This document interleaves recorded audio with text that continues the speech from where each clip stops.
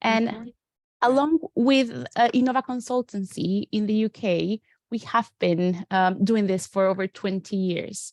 Last year, we celebrated our 21st anniversary. And essentially, we work with 4 different areas of expertise.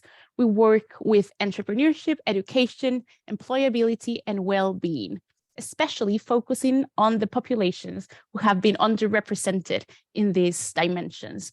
So yeah, in this project is called DIGIKOMMUNE, and it's a project that essentially aims at fostering networks of females in the creative sector after COVID-19 and helping them develop digital skills to boost their businesses. As you can see here, it's a project funded by the European Union, and these are partners who are actually holding conversations with female artists themselves in their own countries, in Italy, in Poland.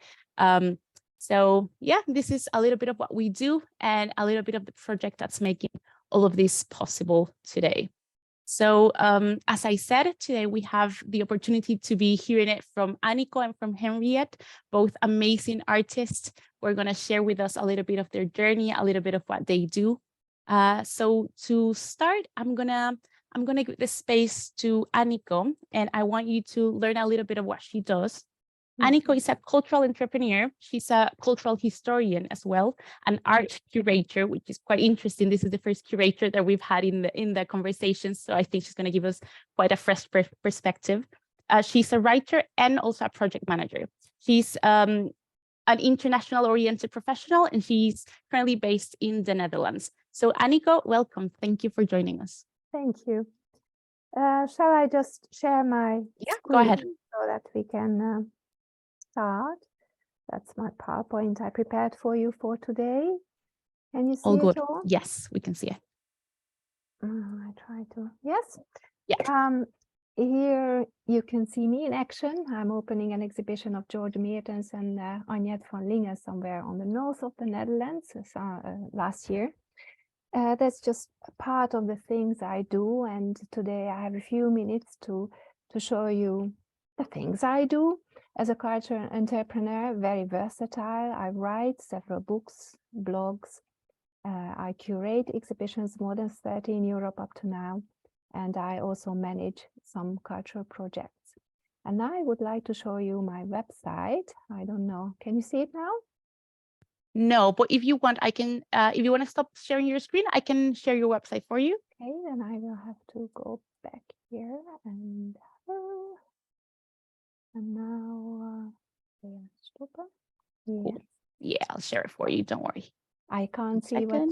Oh yes, I can see what she's sharing. Can you see it? That's yes, that's my website. If you scroll down a little bit, I built it myself 5 years ago. Here, you stop here. You can see my services. Actually, what my work is centered around. That is project management. So I am asked to manage projects in the cultural sector, and I'll show you an example later on. I curate exhibitions, modern or contemporary art exhibitions. I've done more than 30 the past years, well, decades by now. And on my website, I built myself. I have this collection of blogs and reviews. I have more than 150 of them in several languages. Mostly I write in English, but I also publish in Dutch and Hungarian and some things in French. Then I lecture. The last one was just 3 weeks ago on the university, Pázmány Péter University in Budapest, about the sacred in modern art, in contemporary art in the Netherlands. But here I have a few examples what I do, very different stuff all around cultural history, modern or contemporary art. Moderating and facilitating, that's something I really enjoy to do. The day after tomorrow, I'll be interviewing an artist on stage during a symposium, also in the Netherlands. And I love to visit ateliers, and I do it usually once a month, that artists ask me, or I find somebody really interesting, and then I visit and we talk about the processes. And all what I do, I collect in this online gallery. Now it's called Vigio Divina. Just let me say a few words about that, why it's called Vigio Divina. Visio Divina is derived from the ancient tradition of Lectio Divina, that people take a piece of sacred text and they meditate on it. And now I would like to exercise myself a kind of meditation, you know, just looking at art for a long period of time and really letting yourself be immersed in it. And sometimes with the help of words, poetic contemplations, I like to write myself and show it to you on this website, how you can actually meditate on art. These are the works I'm looking for, are artworks that are filled with spirituality. Somehow I dance around the sacred, what it means. And we'll talk about that later on a little bit, just to show you why Visio Divina. Now, if you scroll down, Regina, just to the blogs, and yes, thank you. I show you my very, very last. If you click on the newest publication, the very last one, the white one. This one? Yes. 2 days ago, I got a new, I published something new. And if you scroll down, you can click through to the magazine here. Yes, click to the article here, yes. And then, yes, it works for Regina, it doesn't work for me, but yes, and then it will open up, and then you can go to page 64. Yes, go to 64, that's it. And then full page. Now, this is my latest publication, just came out 2 days ago in the high-profile art magazine, Italian art magazine, Ainas. And I'm very proud that I've been asked for the 3rd time to write for them. And this is about my grandfather's art. He was one of the founders of avant-garde marionette theater in Paris in the 1920s, 1930s, and I'm vice chair of the family foundation, so I am a steward of his art. If Regina would like to page on a little bit, just slowly, then you see this is my article, some of his work. Yes, next one. And Aurélie Mouton-Rezouk, she is a researcher a fellow from Sorbonne Nouvelle, and she's making an exhibition, you can page on, about his art and puppetry. Wow. Just page on, please, Regina. Yes, so it's some more of the images, and we can go on just a few more pages just to show the images. This is Cubist expressionistic painting, and the last two, I think we have 2 more, yes, and another one, I think. So this was all done by your granddad? Yes, my grandfather was an avant-garde painter and marionettist in Paris. So that was what I wanted to show you from my website. I think we can get back to my thing, and that was my PowerPoint. So was your dad an artist as well? My parents are doctors, medical doctors, but my father writes about art, and I will show you that. Can I? Yeah, we can see your screen now. Yeah, but it doesn't really work. It doesn't really move on. Oh, yes, it does. Okay, so these are 3 of my grandfather's paintings. I show this to you because this is something that formed me. This was my process of viewing art and seeing art. I was brought up with that kind of art around me. This one in the middle is in the National Gallery of Hungary. This one is in another museum, and that one is in a private collection. And you see that they are very expressive, usually one figure sort of thing. And interestingly enough, I just found out a few years ago that these are the type of works that really attract me in some way. So that's what has formed me. I am a steward of his art. He's National Cultural Heritage in Hungary from 2011. He was forgotten in the 20th century, and now his art is being discovered, especially in France. My father wrote a book about his work, and this is in French. This is the edition in French from 2001. I helped him too as well. And these are some of my books. I was co-author or co-writer, co-editor, or contributed some of them. This one in the middle has to do again with the sacred. I was asked by Museum Katerijnenconvent, that's the largest museum that is busy with the Christian heritage in the Netherlands, both Catholic and Protestant. And I did an international pilot project there about converting sacred spaces, beginning of the 21st century. Especially in the Netherlands, right? Because that's quite a trend in the Netherlands, like taking these buildings, these historical buildings, and giving them like a new purpose in the 21st century, right? Yes, because of the secularization, more and more buildings are just sort of left because there's no congregation in them, or no nuns, no monastery. And then the question was what to do with it. So I love to think about is what is sacred, what makes a building or a place or what people call sacred, how do they go about it, and what do they do with it, and how can you convert such a place? What are the questions you have to deal with it? So that's part what and I love to work with places that used to be or are still stamped as sacred.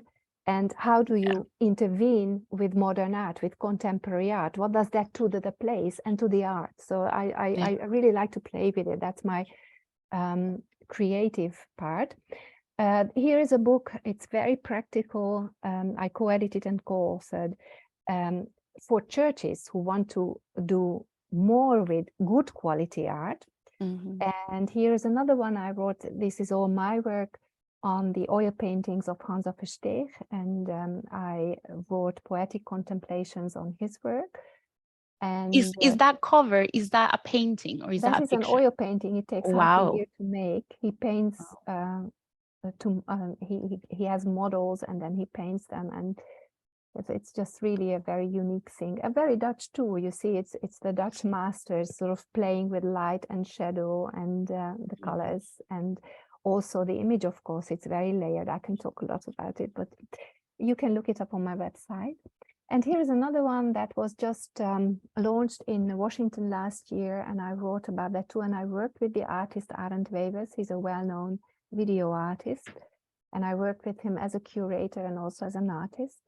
And I'm really touched by his work as well. And actually, I'm going to talk on his symposium the day after tomorrow. In the background, you see another image. That's one of the 30 plus brochures I sort of made with other people, always with a team around an exhibition. Now, I show you one of my projects that is actually, this is the one project I'm working on at the moment. It's going to be launched next week. So if you look me up on social media, you will have the details. It's called Art Help Desk. And it is something that I really like to work with a team and launch and initiate something new, something different that helps artists. It's actually a sort of service to the artists. I'm going to look for, with a team, we are looking for artists that potentially make the museal, the really treasured art of the future. As we know, the Van Goghs and Vermeers, and most of the great artists had really difficulty to make ends meet in their time, and now they are these celebrated works of art we queue for in museums. So I'm looking for artists, not only painters, but all sorts of creatives. Here's a dancer who make art that reflects our times and also helps us, they nourish us in some ways. That's what I'm really looking for, something nourishing. So is this going to be something like peer mentoring amongst artists? Is that okay? Well, not peer, because we are finding sort of mecenases, as it says on the screen, patrons, business buddies. These are usually people who were very successful in their businesses, and now they have spare time, and they, instead of money, they gift their time and attention to the artist to help them to build sustainable entrepreneurship and financial stability, and in the end, thus artistic independence, because that's what it's about. Yeah. So that's very exciting, and we partner with Singer Laren. It's a well-known museum in the Netherlands, and we start in this region. Laren was an artist community in the 20th century, and still there are a lot of artists around, but other artists from other parts who are ready to travel are welcome too. So that's going to be folded out the coming weeks. That's one of my projects. And I show you here something that I worked on as a curator. That's part of my heart too. This is a photo in New York in 2018. I was there. This is was the Church of the Trinity Church, Wall Street, and there's an installation here in the middle from Roland Biermann, a great installation. And it was called Art Stations of the Cross, thought of by Aro Roos and Catriona Lang, and in 2018 in New York, and we were allowed with Marleen Hengelaar to bring it to the idea to Amsterdam in 2019. And it's something very new. It's an old liturgic tradition of walking the Stations of the Cross up to this time of the year we are in now, to Easter. It's a Catholic tradition. Yeah. In a church, but now we open it up and put it in the inner city of one of the crossroads of the world, in this case New York, and in our case Amsterdam, and people are able to walk secular and non-secular places, and then we put contemporary or modern art in these places, and we refer to suffering of our times and link it to the suffering of Jesus in the old tradition. So with modern and contemporary art, we create a pilgrimage, an alternative city walk, where compassion is centered in action, and we link the places. It's religious and non-religious places. So it's something very new. So this is what we did. And here I show you how it was arranged in Amsterdam, the 14 stations. We really, you see, it's really the center. These are top locations, the old church, the oldest building in the city, as well as the Basilica Minor, as well as the Syriac Orthodox Church, Paradiso, that's a converted church that is a Pope temple at the moment, and all other places. So how did people find out about the pilgrimage? Like,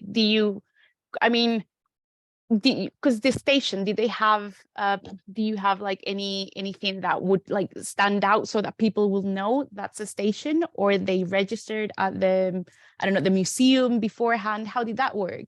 That's a very good question. Well, we had folders, and the locations worked really well with us, so they put it on their own social media.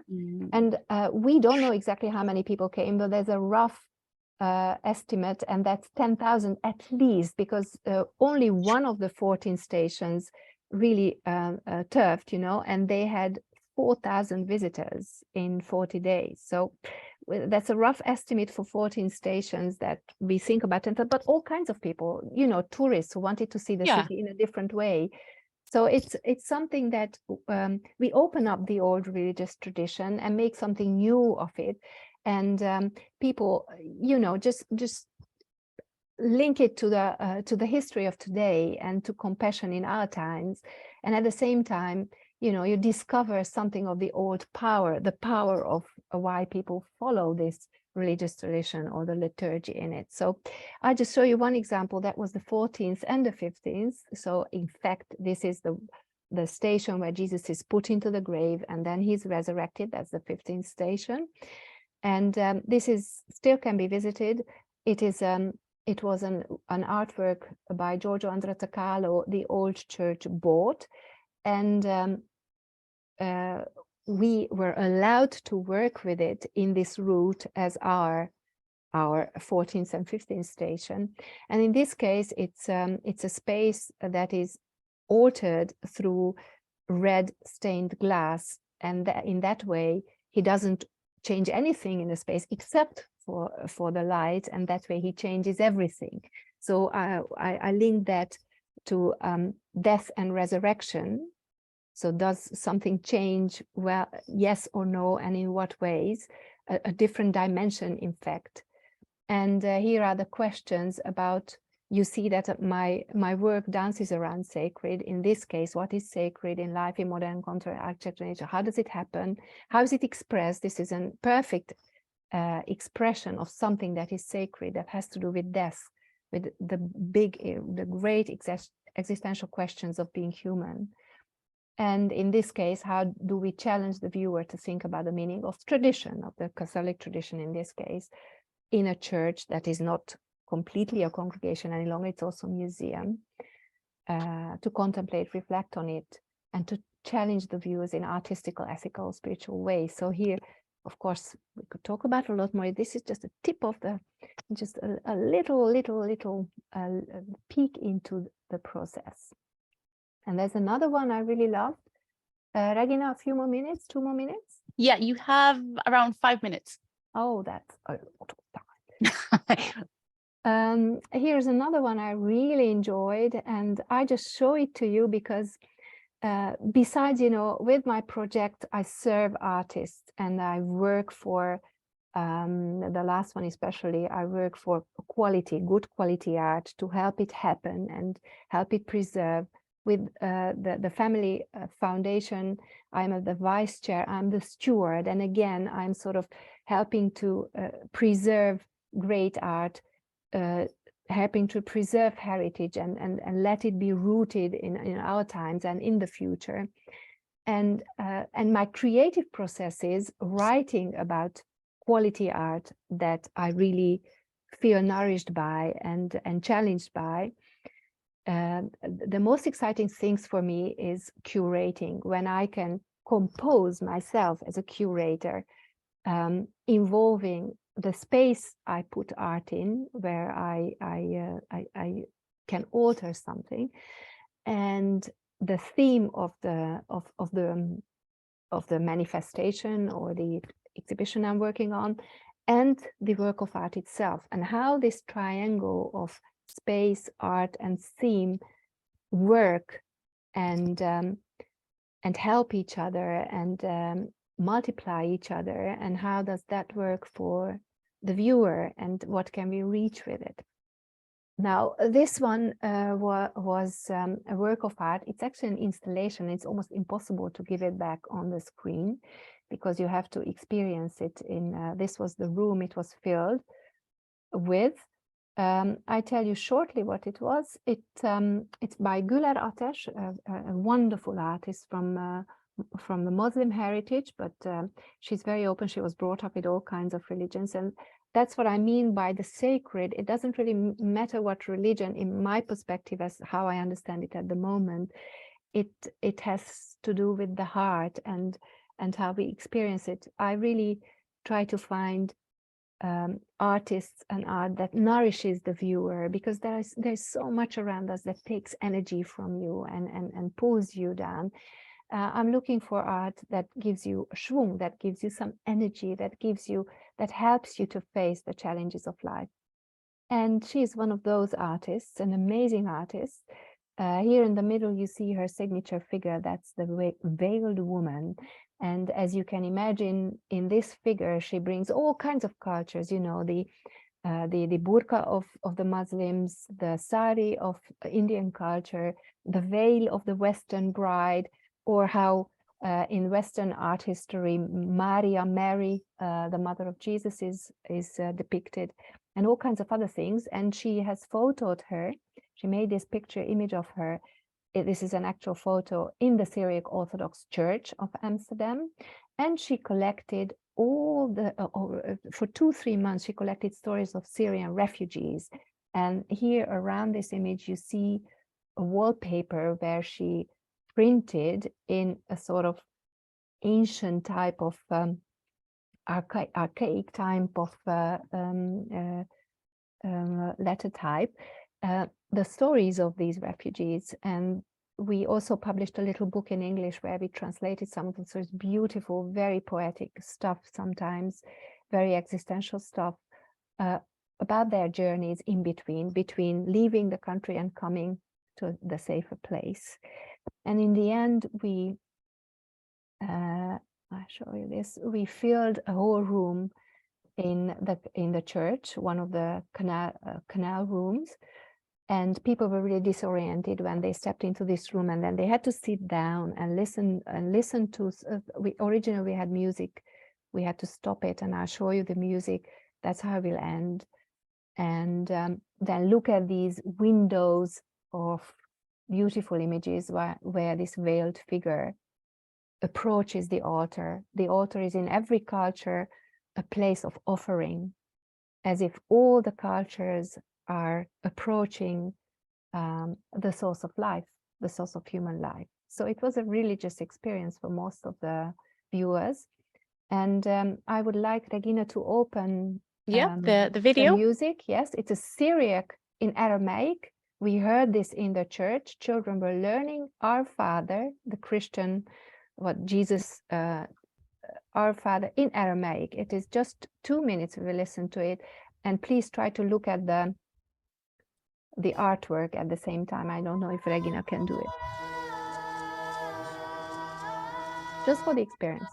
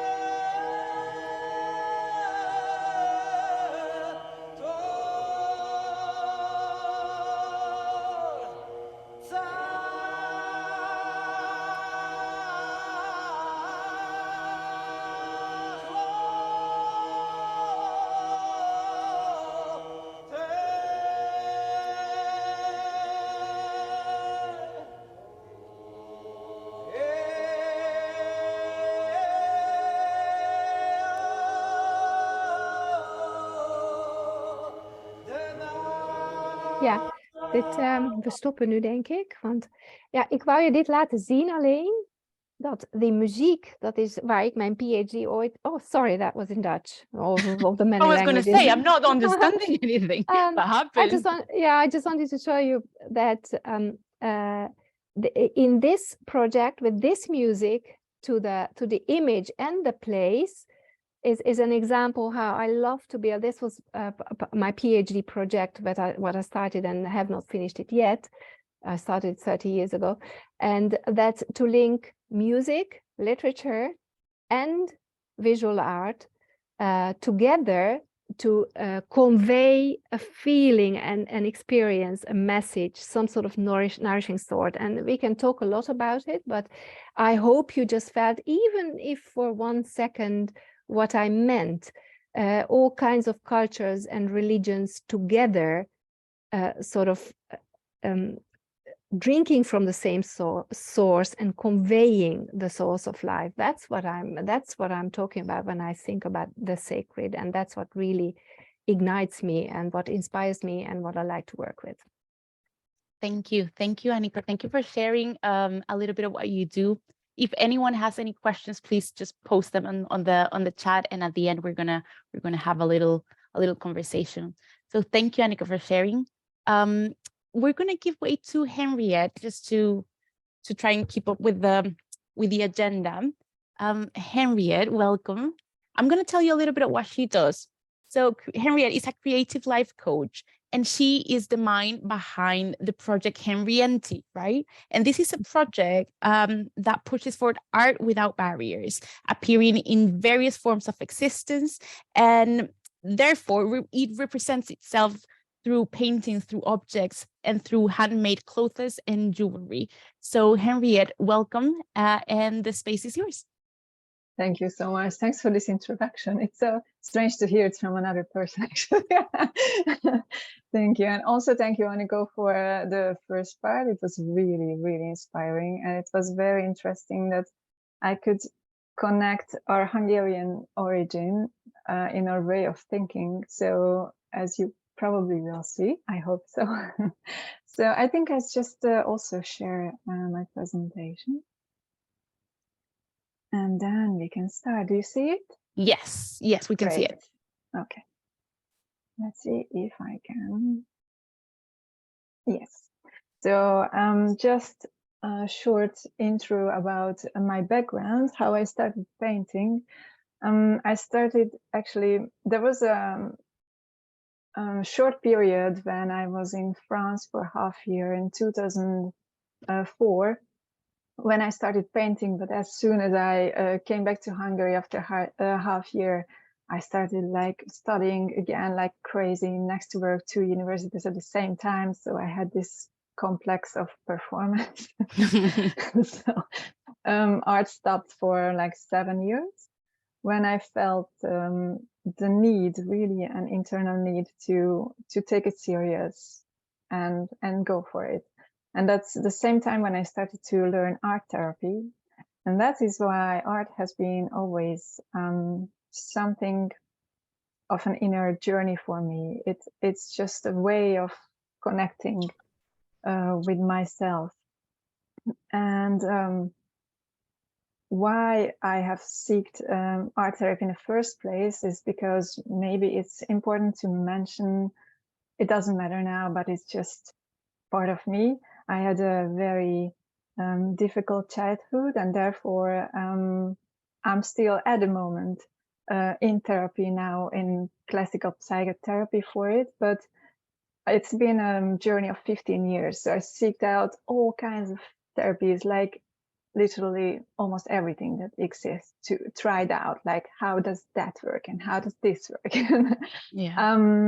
I didn't even have an idea of how far away I was from myself until just recently, a few years back, because my idea behind it was that I wanted to help others. And I only noticed a few years ago that actually it was me who needed help. So that is the background of my art, and art and creativity has always been my healing.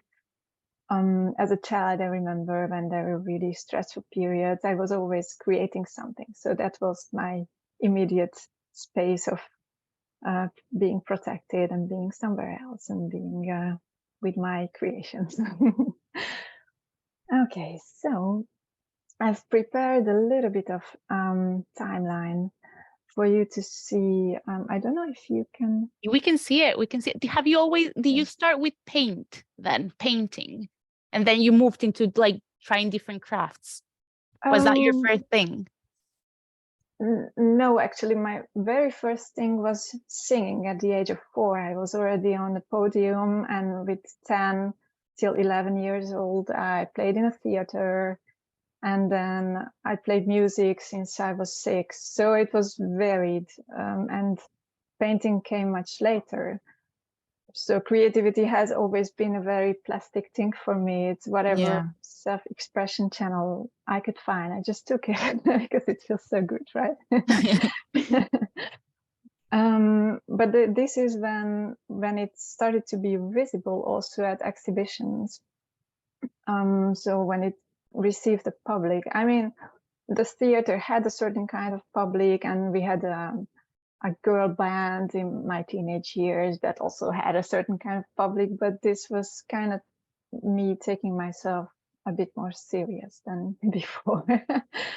And you can see that the art therapy paintings are very different from the rest, but this is also, the purpose is different. And that's what I do with other people too, because I've noticed that it has a very distinct effect when working with watercolor than, for example, with working with oil or glass paint or acrylic. Yeah, they all they have a different nature, let's say, so we can connect with those substances in another way. And aquarelle, because it's water, and water is the symbol of emotions, it does affect, and the colors do affect our emotions a lot. So in my group therapies, which I give to others, I've seen people really opening up and changing in front of my eyes, which was brilliant, because it's one thing to experience my own change, but to see that on others, it's really, that was proof for me that, hey, this works. And I've also studied, I started psychology university and I've studied 2 years, but I didn't finish because I felt that, okay, it's brilliant and it's very interesting, but I will be never able to work in this. It's too rigid for me. And I will always be on the creative side of things, probably, but you never know. So never say never. The first, sorry, just like the first row, that's watercolor, isn't it? Yeah, that's watercolor, and it's all happened during art therapy, during the time that I was actually learning art therapy. Those are my soul paintings, let's say. And how do you move from, for instance, using art as a way to express yourself, as a way to heal yourself, into showcasing your work in actual exhibitions, right? Because that's like, some people might do the same thing, like try to get some healing through art, but they don't take that next step and that you took and made it their business. You know what I mean? Like their business venture. So if you can also like just share a little bit of that. Absolutely. Basically, from the time that I took it serious, I started to paint practically full time. I was really lucky with my career because I had a distance job, which like in 2010 was not that common as today. Yeah. So I was really lucky with that, and I just gave it a go, like full on. And it's how synchronicity starts to roll in your life, that people reached out to me, or a friend sent through an article, hey, there is a scholarship here, this is so those are the possibilities. And in the first year I received a scholarship where I received an atelier for a few months, and what we created has been exhibited after. It was the cultural center of the town in Hungary where I was living at the time. And again, at this atelier, it was a big space, so I could again try something new. So those fish that you see are actually painted on glass, which I found. Oh, wow. They were windows that they've taken out of the building where I was living, and I just asked if I could take them. It was like no one needed it, so I just took those pieces of glass, and I had actually some glass paint and combined it with some oil. And see what came out of it. So that was the result of those 2 months in that atelier. And my first exhibition got almost entirely sold out immediately. So it was like a wow effect. It was very scary because I weren't used to people just looking at my soul, as it felt like that at least. And being able to form an opinion about it, it was super scary. But I figured like, hey, yeah, if someone doesn't like it, it's not very probable that they'll come to me and tell it to my face. So why worry? So that's how we got over it. It's just a decision that you make. And after that, it was kind of just like stepping out of your comfort zone. Absolutely. Yeah. But I really believe in it, that we tend to take that step. So we have to keep moving out of our comfort zones, because that's what brings us towards development, self-development, which is like my main goal in all this, as you will see. And then when I moved to another town, to the capital, actually to Budapest, it was also by accident almost. I walked into a gallery and I just gave them some paintings, but I said, yeah, you know what, this one I take back. And they said, no, that's the best. And I was like, what? And I started to work together with them, actually. And we've been building a community, an international community. It was a cellar in a center, very, very underground alternative place. But every week I was there a day or two, like almost a full day, when I've been painting there live, and I got in contact with the public, so I could then hear feedbacks real live from people, which was also very surprising, because it was many artists in one small place.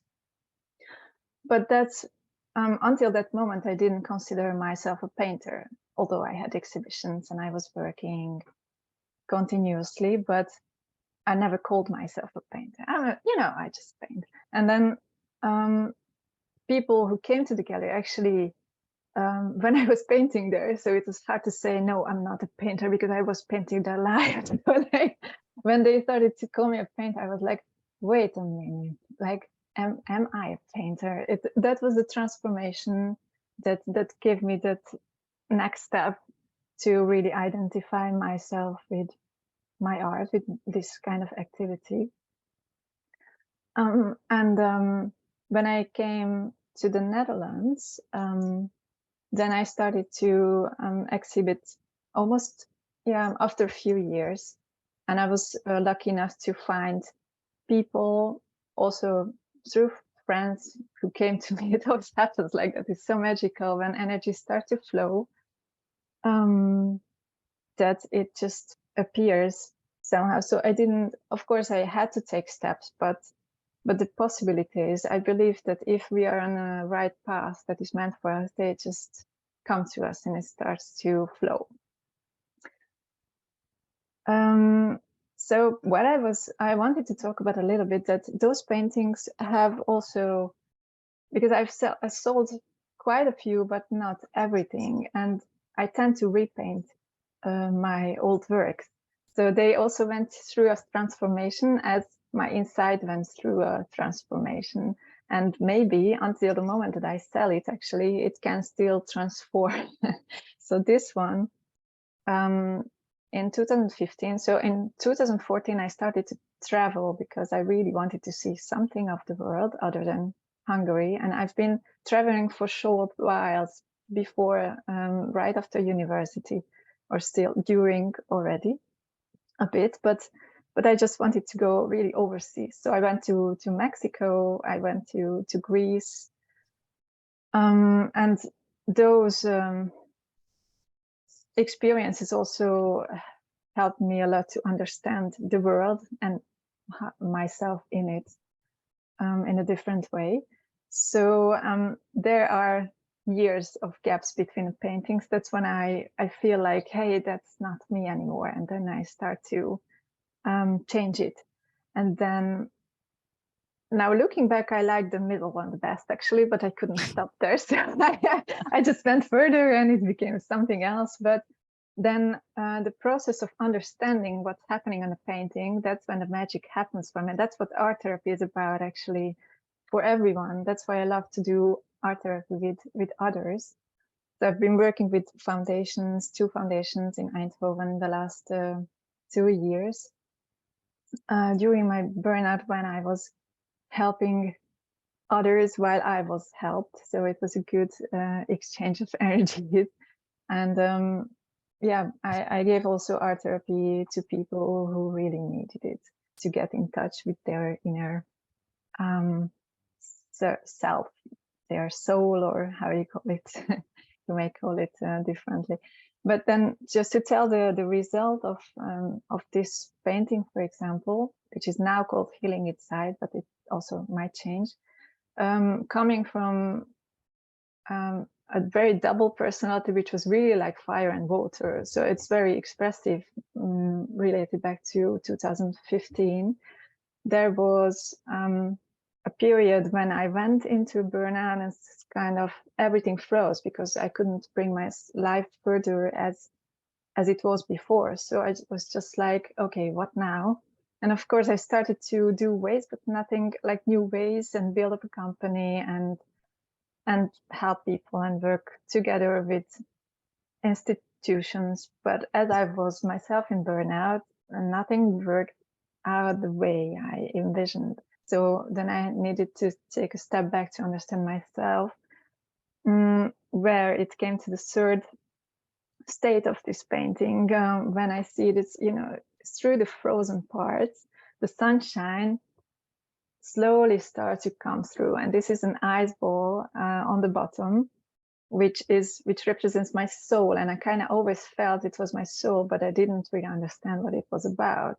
And now I see that hey, my inner world, my emotions were totally frozen. Like I didn't have, in fact, a connection to my emotions for 40 years. And this is in the past 2 years, or like 38 years, and in the past 2 years, and I learned to actually build an emotion and let it flow. And that's when I learned to receive love and learn to receive positive things at all. That was a really new concept for me. And that's really visible on this painting for me, that okay, I let the light in, and the light then in a spiritual way, light of love and consciousness and whatever comes with it. So I see these spiritual connections with Aniko in searching for that reason behind. So those are just other examples from the same period. Those are all the 3 paintings I started in Greece when I have been working there, and they transformed in the Netherlands. And some of them, I think the second one, the Bliss, is ready, because I was in really blissful, happy state when I made it, and it still makes me happy. And actually at an exhibition, I saw someone standing in front of me just crying, and it was so touching, because then I felt that, hey, it just actually transmits this emotion which I felt, and it can be also healing to others, especially if I learn to understand my own process. And some people could connect with the words better, or could connect with the painting after reading the words. And others just could connect with the painting immediately, depending on how our brains work or how we get connected with the environment. So that's maybe something for me for the future. I have already ideas how to combine those two, the words and the painting, and make something healing out of it in a different form than paintings. Okay, so I just have to check the time because I can talk a lot. You have a couple minutes left. Yeah. All right. So this was just a point when I realized that this was my tower of my past, when it fell down, and I understood that I needed to build something new. But I realized that this is one thing, it's happening inside me, but this whole process is also happening in the world. So this is why when I started repaint this painting and adapt it to the changes of the world as it is at present. For example, if you think about the financial institutes and all the power that is in very few hands, that is not equal, and people not having equal chances, and too few people manipulating too huge a power and having too big an effect on all of us, and we don't even have a say. And I see already structures, like just an example, the blockchain building up, which is already a promise for the future to, hey, there are tools to make it equal, but no one can manipulate, which is there for us to explore. And those are revolutionary new ideas that I truly support and want to know more and more about them. So this became something outside of myself. It's really great to see the changes, because if we check like the big astrology lines, they say we are stepping from the age of Pisces to the age of Aquarius, and we are talking about 2000 years. So it's a really big step for humanity, but it's a good way of looking at development, evolution of humanity. And we can split it up, but there were some main principles which are characteristic to the Pisces and characteristic to the Aquarius. And Aquarius is very revolutionary, and it's not always peaceful, but it brings a lot of changes. So I'm really curious to see how it happens. So, for example, this painting can forecast the change of next decade or 2 decades even. I hope so. Let's see what happens. And the last one is just something of point of view. So this painting is when you see it from the left, you see the fog, and when you look at it from the left, you see actually into the holes. It's a paper, a wrapping paper in front of it, and you see the mountains in the background. So it's like a question of point of view, which we can apply to our lives, basically.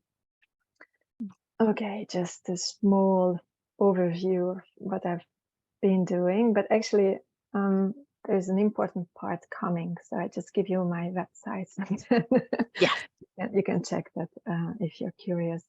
So what I was telling, that creativity is limitless. So I'm just exploring whatever I can, what makes me happy. Making jewelry just puts me in the state of timelessness and makes me like a cocoon around me. And I started to make silk clothing and paint it myself. And it's funny because I didn't even know. I just learned from my grandma in the past year or two that her granddad was actually a silk artist, and he was designing patterns at a factory for silk. And I was so surprised, like, huh? That's how like the family energy comes through. Like for Aniko, the grandpa energy comes through, and this artist environment. It's really beautiful to experience, and not so surprising, but still surprised to learn about it. And of course, music and sound is still important. And for example, I'm making guided meditations now because, yeah, people in my groups like we meditated together a lot, or it was more a relaxation or guided meditation. And they used it for doing it home, to coming to peace. So it's again, voice can transmit a lot of emotion and also energetic content, which wouldn't be possible without a sound, or music can be really powerful also. And that's what I encourage also others to explore, to try just how it feels, just like dancing, for example. So that's how I came to HenriEntti, which is still in progress. I think it's always a work in progress because it develops. And I envision to create a healing space for others, which combines creativity, mindfulness, and yoga came as a big healer for me in the past 2 years, or in the past 3 years. And it was really fast. I didn't believe when they told me, but I just became a yoga instructor. So I'm giving yoga lessons purely because it's a way of connecting with other people, which makes me really happy and fulfilled. And yoga is actually, I didn't know that before, but it's just a way of preparing the body for a long-term meditation, like that, so that we can still the mind and meditate for a longer time with a strong body and a still mind, which is also a way of looking for enlightenment, which is also art's main purpose. To the artists, when they're creating, they are connected with the source directly, and that's where the ideas come from. So it's all connected. They are just different ways to explore the same thing. I've also created a dancing meditation workshop, which has started as a very simple free dance, and it evolved to something that can be, again, healing for people.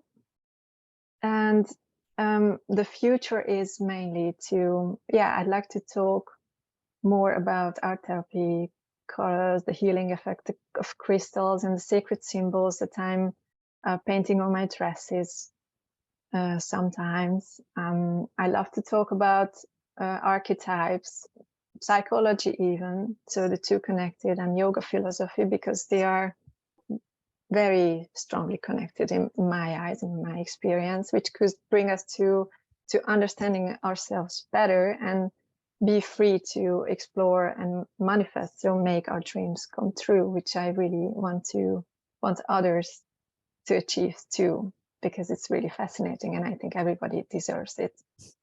And of course, we live in a physical body, so it has been just an experience of my own journey in a burnout.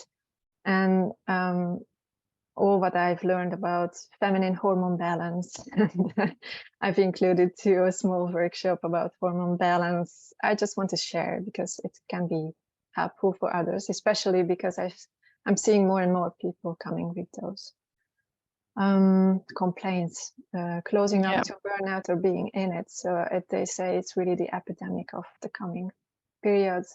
So at least I can already share what I've learned. So that's it shortly. And yeah, I think the time is up, right? Yeah. Thank you, Henriett.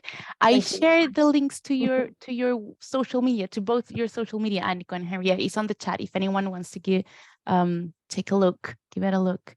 Thank you both for sharing. Super interesting, as you both said. You have you're interconnected in several aspects, which I find interesting because both of you mentioned that spiritual connection through art, and I think art has historically been seen as something for the elites, right? Not everyone can access art, and in the way that you're posing it, I think it's more and more accessible.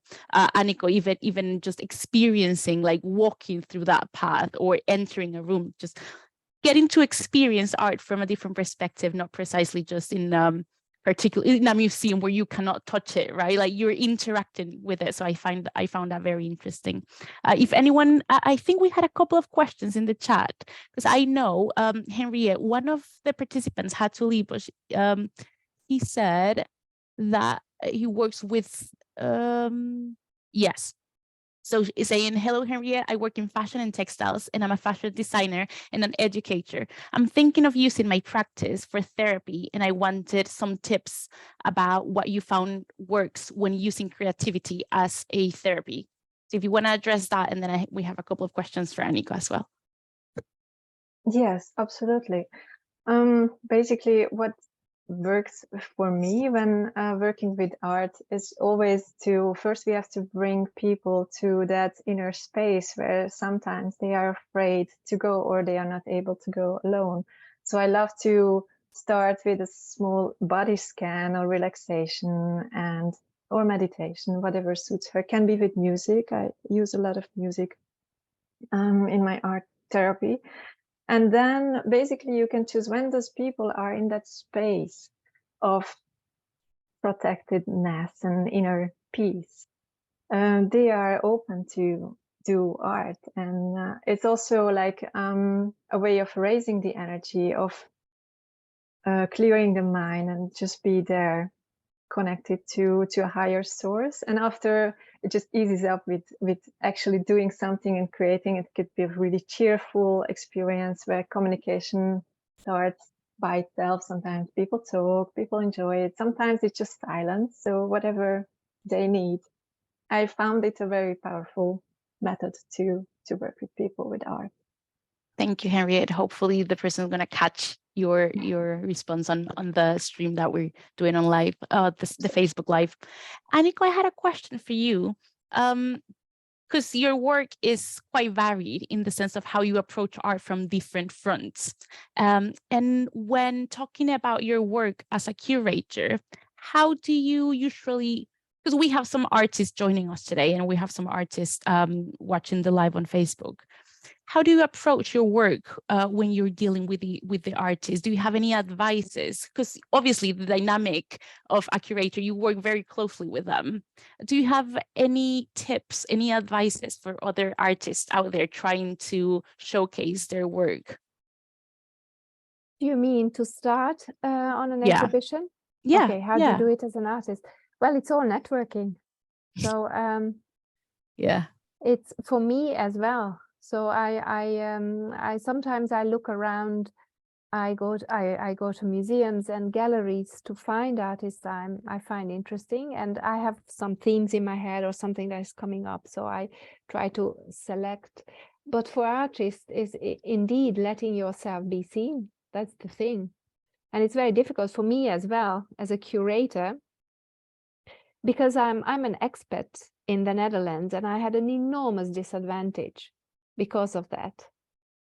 Really a huge disadvantage. Was it because it was too 20 niche? years, you've lost 20 years because of building up something new.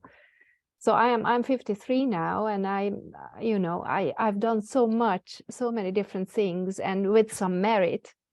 But have I done the same in where I was grown up with the family network and the people around me who know me? And so I would have been somewhere very differently where I am now, but I don't mind, because this is how life is. You deal, and I'm becoming richer on the way. In a way I wouldn't have become in other ways. So so as an artist, I don't know, you have to let yourself be known, and social media is very difficult, because as an artist you are not you are sort of collecting to press something very precious, and it takes time and it takes space, and you're not busy with promoting yourself. And you're creating, right? You're creating. So promotion is a whole different kind of work. It's the same thing for me too. I'm a creative person, and I need a lot of space and a lot of thinking and a lot of time to be able to do something some people will be nourished by. I'm not promoting myself. So that's why, I'm here at Innova. Yeah, I was found by LinkedIn. Marina just found me on LinkedIn. So I was on LinkedIn. So if you don't have your LinkedIn, ladies, you go ahead and create your own website, right? Try to just put yourself out there. Absolutely. I was going to ask, because I know that both of you left your home countries and you moved somewhere else. Do you find migrating to be an element that sort of pushed you out of your comfort zone, so that made it easier to try new things, or was it a challenge? How do you address that? Either one of you, because I know it's a hard question. Henriett? For me, it was an absolute necessity. Why? Because in Hungary, as much as I love that country, but it wouldn't be possible to heal with safety, security, and environment that is here in the Netherlands. So for me, this I'm so deeply grateful to be able to live in a country which has this social security, which allows me to heal and take a few years to really just focus on myself and to heal, which I couldn't even imagine before it was possible. So that's why I'm also trying to give back something from it. So it's challenging. I'm not saying it's not, but it's brilliant. I think it makes us a better person. Thank you, Henriett. Aniko? Yeah, for me, I'm a true European. My grandfather used to live in Paris in the 20s, and they went to travel, all of them, almost all of them. So the whole family was, and they spoke several languages. I speak, I don't know, 5, 6, and Wow. and I publish in 4, and I speak in and I've lived in those countries, and I know the culture. I'm like 4 different persons. But because I'm rooted in all these 4, but because I'm not stationary, that is an enormous disadvantage because of the network. But of course, socially, the social media opens it up. But again, it's very different, to sip some champagne at an opening and talk to people in real life is different than now online. So I miss that. I think it's a disadvantage, but it's an advantage again. And if your goal in life is not to gain status or money or whatever, but to be meaningful, then I think I'm building something, and I'm changing all the time, but I'm building something that is meaningful for several types of people from different cultures. So that's how I try to sort of make a cake out of it. From all the ingredients. Thank you. And one of the things that I loved about your presentation, Aniko, as well, was that well, I come from Guatemala as well, so I migrated. So I'm a bit familiar with what you're going through. And I think that people tend to believe that the high art, that concept of high art is usually associated with Western countries, but then you see different cultures addressing art and expressing creativity through different sounds, different colors, and that music that you share with us, Aniko, like it was deeply moving for me, even if it was just like 1 minute. So I can imagine myself going into the room like with the whole atmosphere. It was just amazing. Please listen to it, because it's different cultures pushed into a few minutes, and it's just the basic of Western culture. culture, that Our Father, the prayer. And if you put the text to it, it's a whole revelation, what it says and how they express it, and together with the images. So it's just yeah, sorry, I had something on my mind. But no, absolutely. I completely agree. I don't know if anyone here in the room has another question for Aniko and Henriett, because I know we're close to the time. So just to seize that the two of them are here. I just wanted to mention, sorry for the interruption, that the Instagram page is what you shared here is my personal. All right, so that's not that okay. One. No, it's also under the name HenriEntti. So I think it's like Instagram/HenriEntti, the same as my webpage.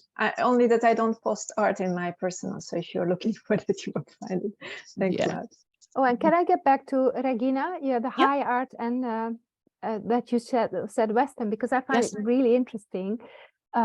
Because I think every single human being is an artist. If for nothing else, you live your life, and in the end, it will become a fragrance or a piece of music or something beautiful or less beautiful, whatever it will be. Your whole life is just a piece of art in the end. And if you can watch it like that, you are more conscious of it, building to invest in some parts more, and to express yourself somewhat more freely. And it's just like humanity is this whole, and all of us gives another spectrum, another color, or another something to it. So that's a sort of challenge for us to find what we add. And all of us are different. We are so different. In ancient Hungarian, the word for human being is world. So if you say, I walked around and I met 10 people, you say, I walked around and I met 10 worlds. Because we are. What a challenge. What a challenge. To meet each other, to try to reach out, try to touch, try to express. It's just a beautiful, beautiful image to live like that, life like that. And doesn't really matter where you are from. We all have it. We all come from the same source of life. That's magic.